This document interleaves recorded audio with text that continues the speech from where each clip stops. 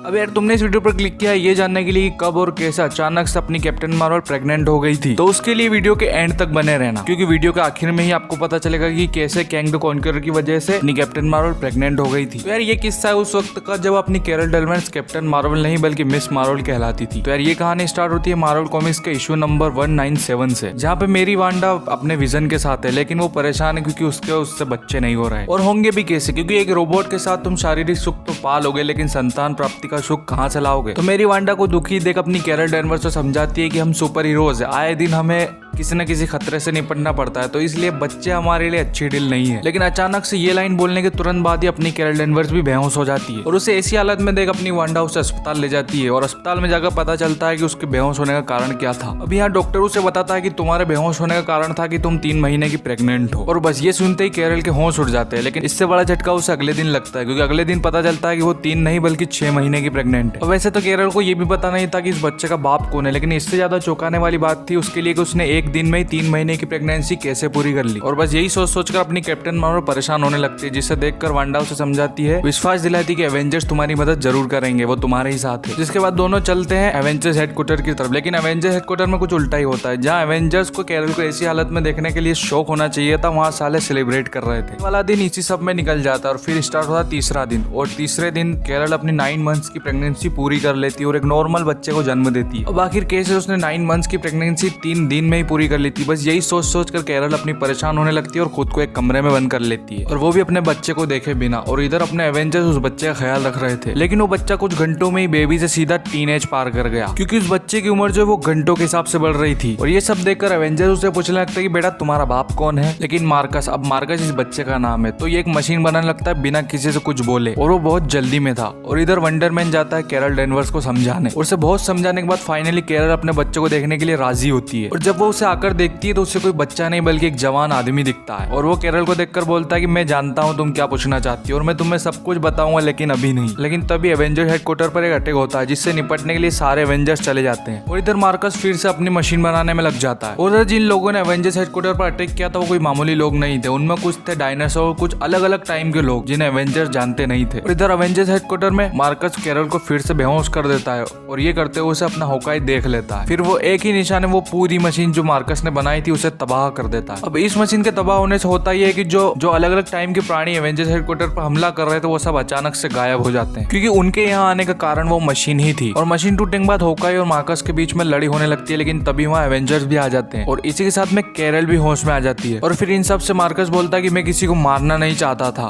बल्कि मैं चाहता था कि वो सब जिन्होंने एवेंजर्स हेडक्वार्टर पर हमला किया था वो सब मुझे मार दे। अब वो ये सब इसलिए कर रहा था क्योंकि वो नहीं चाहता था कि वो फिर से उसी जगह कैद हो जाए जहाँ उसे इमोर्टस ने कैद किया था, और उस जगह का नाम होता है लिम्बो। अब मार्कस बताता है कि लिम्बो एक जगह है जो इस दुनिया के स्पेस और टाइम के परे है, और इसी जगह का रूलर है इमोर्टस। लेकिन एक बार क्या होता है कि इमोर्टस खुद को बहुत अकेला महसूस करने लगता है, और इसी खालीपन से तंग आकर इमोर्टस ने अर्थ पर से एक लड़की को किडनैप किया जो कि मरने जा रही। फिर वो उसे किडनैप करके लिम्बो में ले आया और उसका माइंड चेंज करके उसे प्रेग्नेंट कर दिया। फिर उसने लिम्बो में ही ऐसा बबल बनाया जिसका एटमॉस्फेयर बिल्कुल अर्थ की तरह था, और उस बबल में उसने उस प्रेग्नेंट लड़की को रखा। जिसके बाद उसी बबल में वो जन्म देती एक बच्चे को, और ये बच्चा और कोई नहीं बल्कि मार्कस ही था। और उस बच्चे को जन्म देने के बाद वो औरत उस बबल से चली जाती है, और जब मार्कस थोड़ा और बड़ा होता है तो इमोर्टस भी मर जाता है। लेकिन इंटरेस्टिंग बात पता है क्या, ये इमोर्टस जो है वो कैंग द कॉन्करर का ही एक वेरिएंट है, और इमोर्टस के मरने के बाद वहाँ एक और कैंग रूल करने लगा। अब ये बिल्कुल वैसा ही जैसा हमने लोकी सीरीज में देखा था, टीवीए का एक कैंग मरा तो वहाँ दूसरा आ गया। अब जब मार्कस बड़ा होता है तो वो सोचता है कि लिम्बो से बाहर जाया जाए, लेकिन तब उसे पता चलता है क्योंकि वो लिम्बो में पैदा हुआ तो जहाँ भी जाएगा वहाँ की टाइमलाइन में गड़बड़ स्टार्ट हो जाएगी। अब इससे निपटने के लिए मार्कस ने एक प्लान बनाया, और क्योंकि उसकी माँ भी अर्थ से थी तो उसने सोचा कि अर्थ पर ही चलते हैं। अब प्लान कुछ यूं था कि वो एक बार फिर से खुद को अर्थ पर पैदा करेगा, और इसके लिए चाहिए थी उसे एक पावरफुल लेडी। और फिर उसे मिलती है अपनी कैप्टन मार्वल, जिसे वो वहां से किडनैप करके लिम्बो में लाया और उसे सेट करने की पूरी कोशिश करने लगा। सिर्फ उसके एंटरटेनमेंट के लिए उसने हॉलीवुड के बड़े बड़े स्टार वहां पैदा कर दिए। होता यह है कि कैरल को भी उससे प्यार हो जाता है, जिसके बाद इन दोनों के बीच भी